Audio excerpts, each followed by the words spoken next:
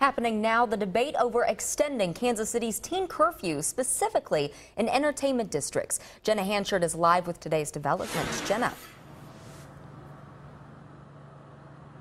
Hi, Lindsay. Officials have some concerns surrounding that proposed extended curfew. I spoke with Councilman John Sharp this morning. I also spoke with Police Chief Darryl Forte this morning. So the Kansas City Council members, they're considering making that curfew right now permanent. That means that would be from 9 p.m. Kids under 18 years old would need to be out of entertainment districts by 9 p.m. This comes after police arrested several teens in the late evening who were causing some problems about 2 weeks ago on the Country Club Plaza. So the curfew would extend in downtown, Westport, 18th and Vine, and Zona Rosa. I spoke with Councilman John Sharp this morning. He questions if there will be resources even available to enforce that curfew. I also spoke with Chief Forte about the curfew, and here's what he had to say.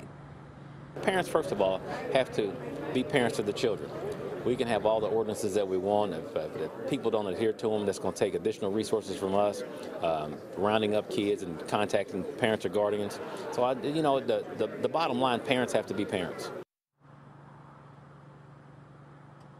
I did speak with John Sharp specifically about extending those resources and if there will be anything available. We'll hear from him coming up at 11:30. Reporting live from the Police Academy, Jenna Hanchard, 41 Action News.